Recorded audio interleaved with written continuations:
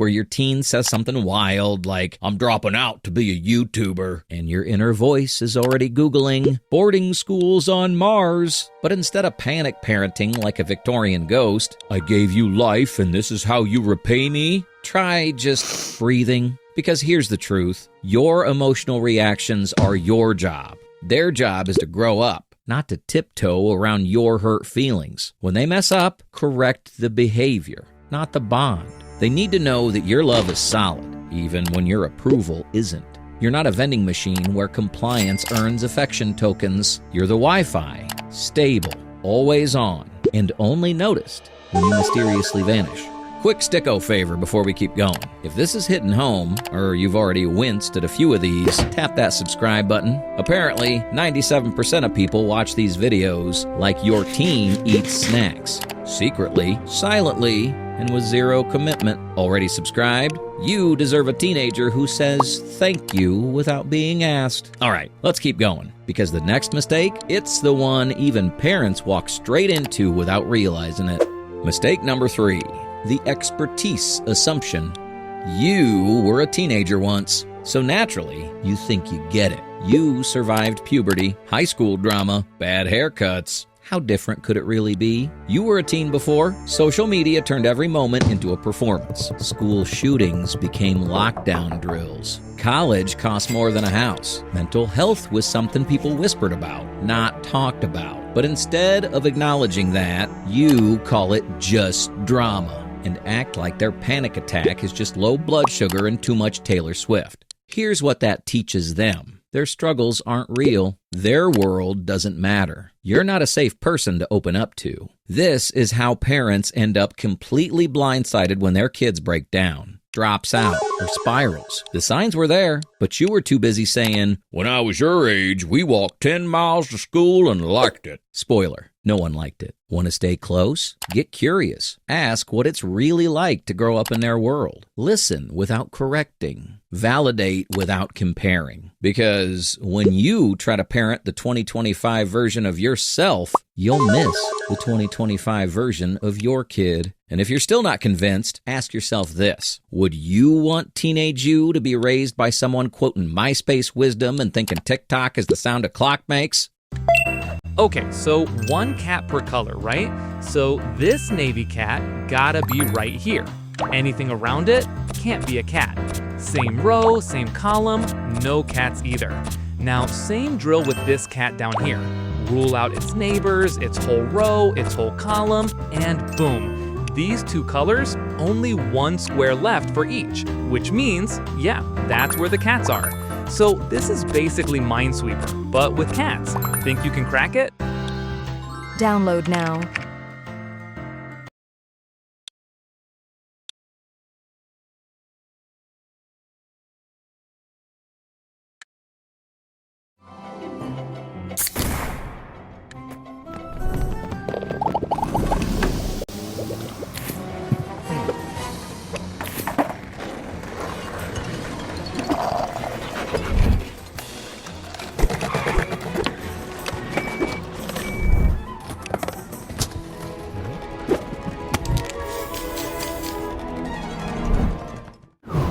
Play the new Simpsons event in Monopoly Go today.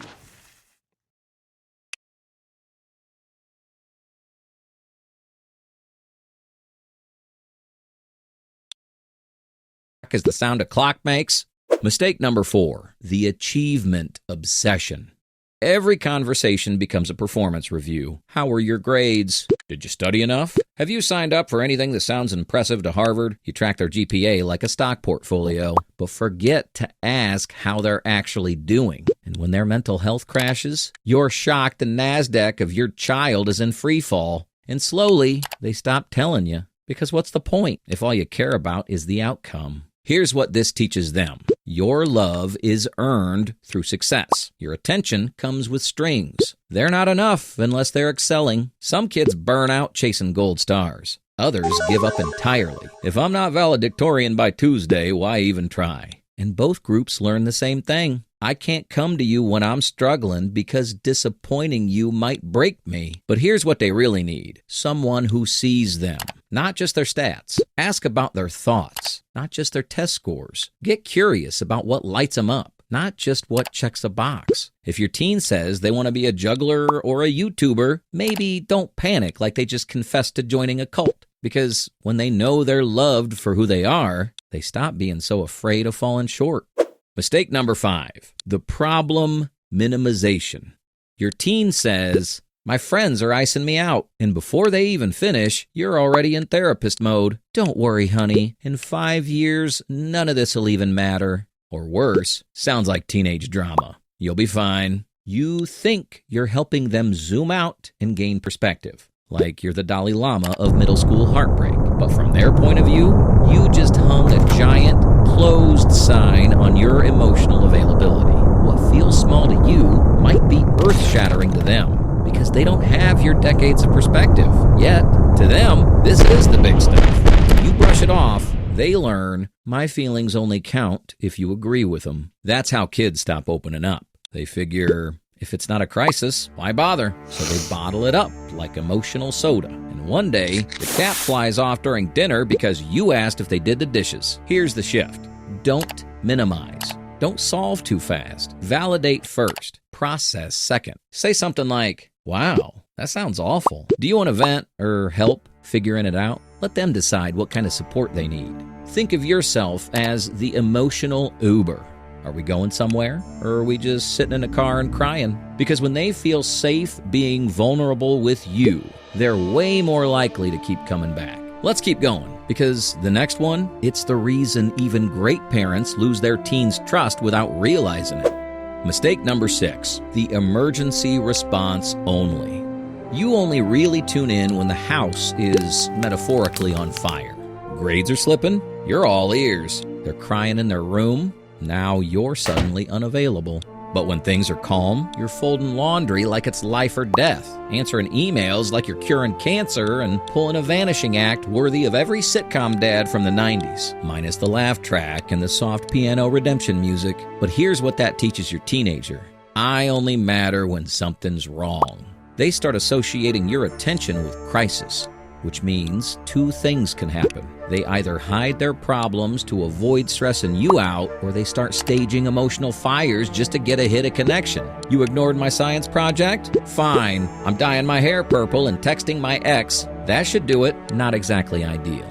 Connection shouldn't be a fire drill. The real relationship work happens during the boring moments, the car rides, the late night snack runs, the casual, how was your day, that you actually listen to. If you only show up when there's a crisis, you become the emotional equivalent of an emergency room. Necessary, but not somewhere they go unless something's broken. Instead, be the coffee shop. Low stakes, always open, chill music, no appointment needed. Bonus points if you occasionally serve snacks. In this last one, even the kindest, most attentive parents fall into it. And it quietly pushes their teen away without them ever noticing. Remember when Saturday mornings meant giggles in your bed, not closed doors? Mistake number 7, the control obsession. You try to control everything. Their grades, their attitude, their friendships, their phone habits, even the number of eye rolls per hour. You think you're guiding. They feel like they're on house arrest for the crime of being a teenager. And the more you tighten the grip, the more they squirm, hide, rebel, or go full Mission Impossible just to text a friend. Because here's the truth. You can't control your teen into becoming a healthy adult. You can only connect with them into becoming one. When every conversation turns into a battle about hoodies, Snapchat streaks, or who they sat next to at lunch, you stop being a parent and start being a micromanaging boss.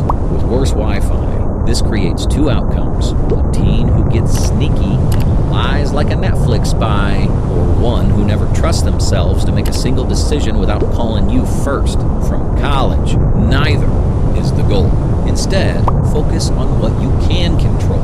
Your boundaries, your values, the environment you create. Say things like, in this house, we speak to each other with respect. Here's how we handle mistakes. I trust you, and I'm still a parent. Teenagers need room to stretch, stumble, and occasionally wear socks with sandals. That's how they build muscle. Your job isn't to steer every step. It's to stay close enough that when they fall, they exactly who's there to help them back up. Hit like if you've ever tried your best and still got a teenage eye roll so intense it caused a small earthquake.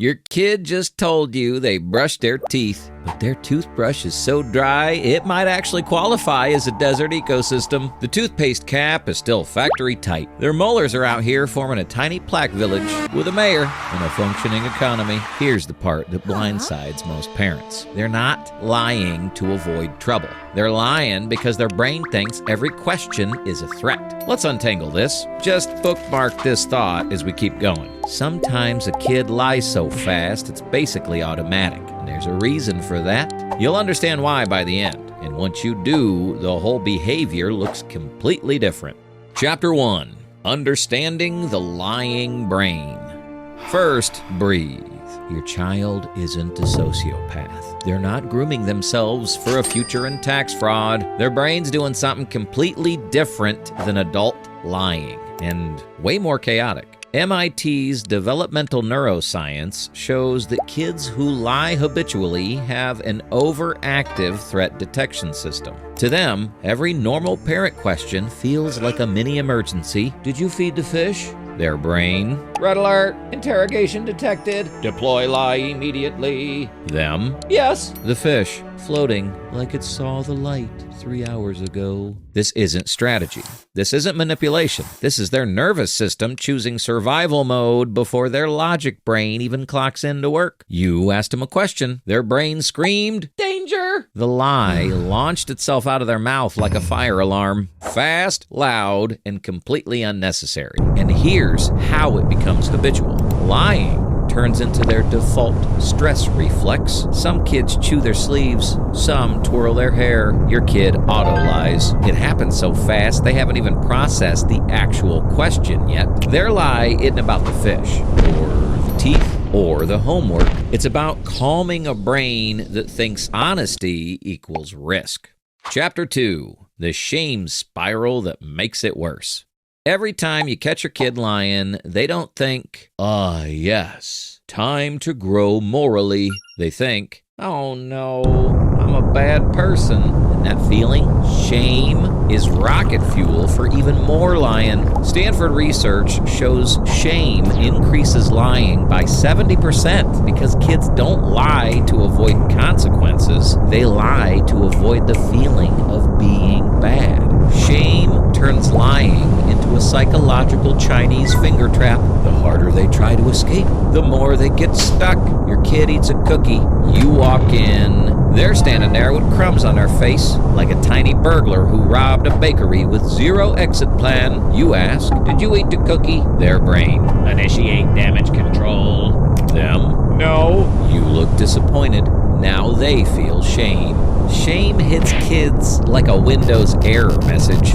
Loud, unexpected, zero helpful instructions. Next time, they won't lie less. They'll just lie better. More elaborate stories, more detail, more Oscar-worthy performances. They're not learning honesty. They're learning stealth. And here's the heartbreaking twist parents don't see coming. Shame doesn't just make them lie about bad stuff. It makes them lie about good stuff, too. Did you have fun? No. They did. But their joy feels dangerous now because truth has become a place where disappointment lives. Shame doesn't fix lying. Shame manufactures it. Your kid isn't avoiding the truth. They're avoiding the feeling of being unworthy. Chapter 3. When Stress-free. 2,000 plus levels. Completely free. Minimal ads.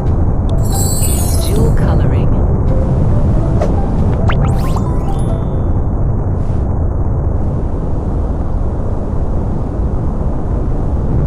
Rating all the best series that I've watched recently. So first is Fogland, which is a manhwa on Webtoon. It takes place in the world's largest prison, but the whole prison is just covered in this weird, mysterious fog. And all the inmates are just not human. I mean, look at some of these guys. The main character is just a normal science teacher who gets assigned to teach at this prison. But after a few unfortunate events, he becomes one of these inmates. And from there on, this series is just peak. It's got a unique setting, fantastic side characters, a lot of aura farming, which is always good. Since it's on Webtoon, it's also super easy to read through. You just simply scroll, or you can watch these as episodes with voice acting, sound effects, and music. This is really one of those underrated stories that eventually become mainstream. I'm giving Fogland a solid 9.5 out of 10.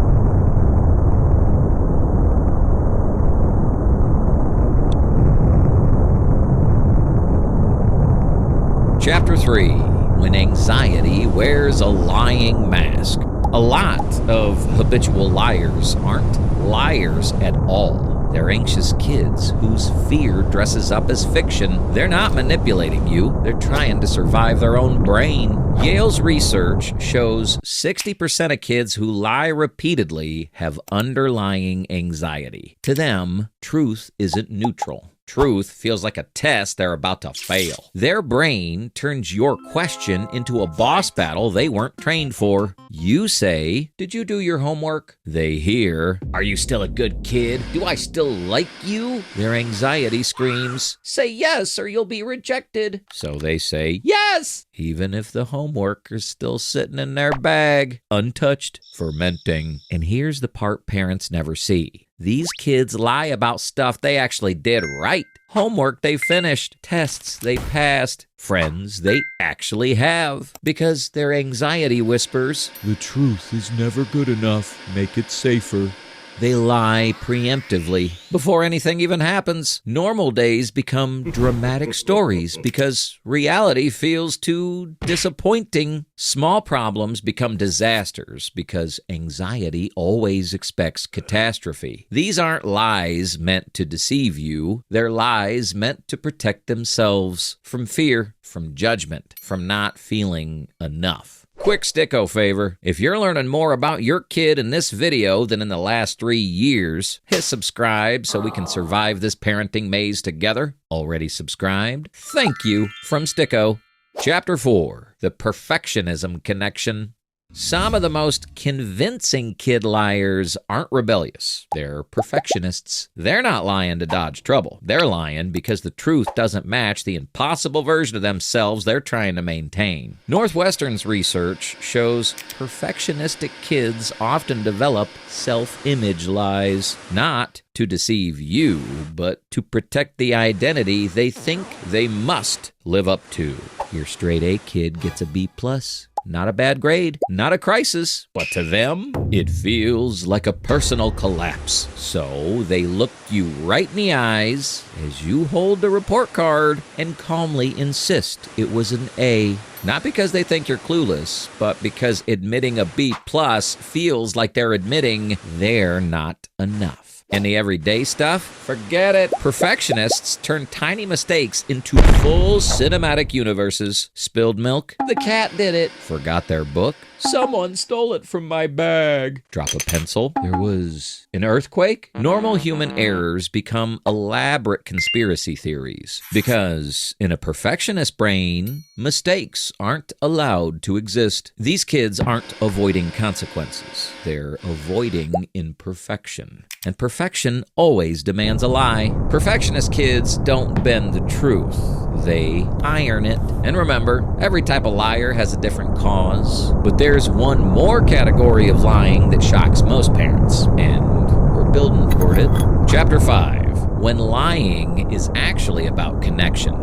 Not every kid lies to hide something. Some lie because they want to feel seen. These are the storytellers, the improvisers, the kids who turn "I went to school" into "I fought a dragon during maths and saved the entire class." They're not manipulating you. They're trying to make their life interesting enough for someone to care. Here's the psychology most parents miss. Kids who feel overlooked often learn that fiction gets attention while honesty gets, yeah, that's nice, sweetie. So they evolve into little screenwriters, tiny Netflix original series creators, full-time exaggeration specialists. Because being dramatic feels safer than being ignored. But here's the fix, and it works like magic.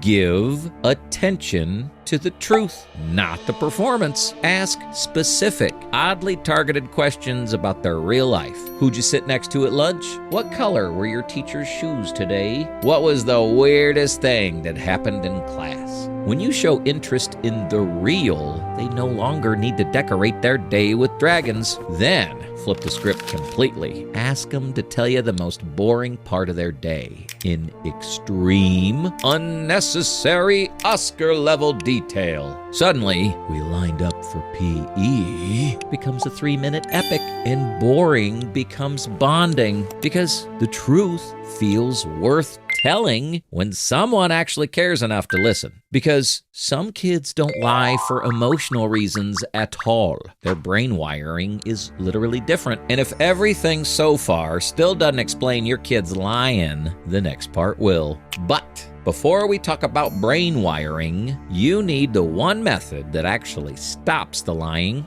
Chapter 6, Breaking the Lying Cycle, the only method that actually works.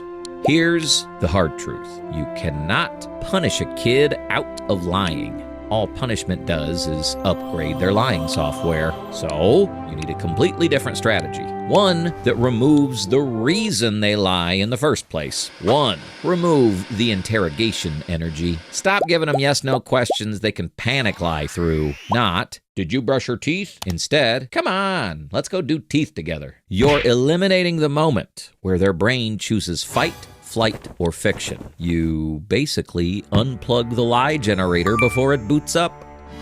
I was stumped from the very first move. How is there not a single color with just one square? Like, how am I supposed to find the cat? Took 2 blind guesses and got both wrong.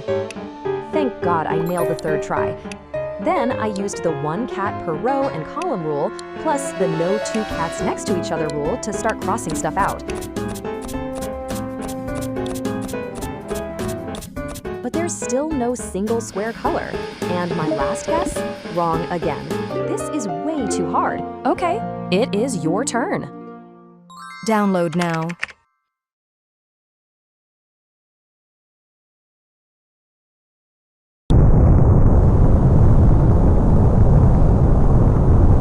If anyone in this room found out what I was, I wouldn't make it out alive. Quinn Talon, Squad 3. Is this a joke? Why is a level 1 on Squad 3? 300 heads turned to look at me. I froze. I wasn't a level 1. I was a vampire. And every ability user in this room had been trained to kill things like me. Wait, hold on. The board just... The auditorium went dead quiet as everyone watched the draft board scramble. Names flicker, and Quinn Talon reappear at the top. Quinn Talon, Squad 3.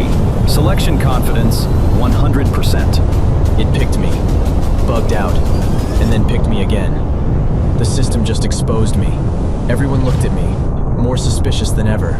There must be a mistake. He's a level 1. That was Erin Healy, Squad 3's captain. Level 5, the strongest cadet in our year. I'd had a crush on her since the first week of school. Not that it mattered.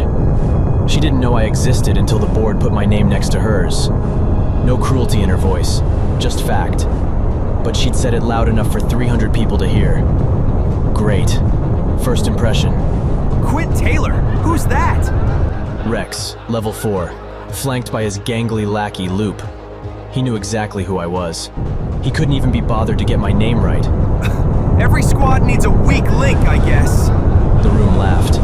My face went hot. I started walking, head down.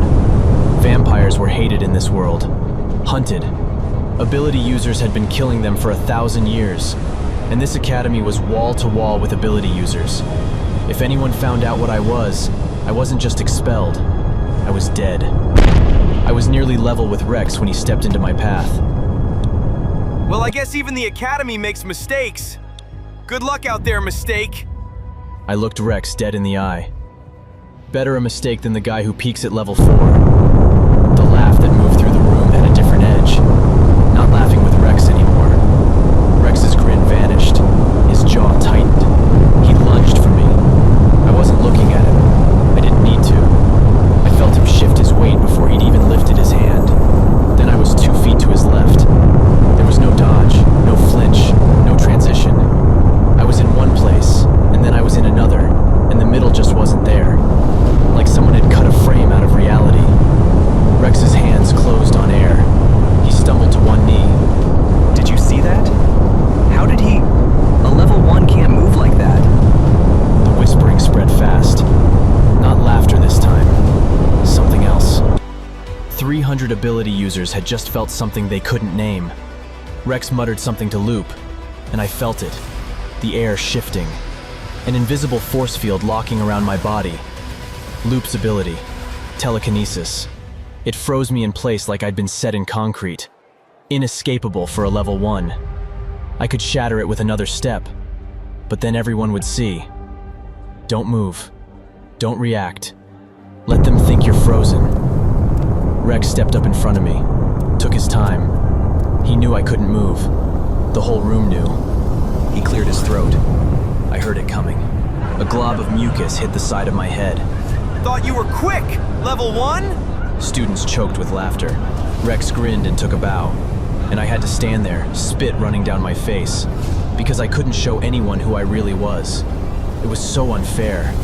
My fists clenched, and the floor cracked. A single hairline fracture split the tile beneath my feet. I gasped, terrified I'd revealed myself. But the room was too distracted by Rex's grandstanding to notice. Good luck out there, talentless Talon! It would be so easy. One move and everyone would know what I was, and I would never have to take this again. But I said nothing.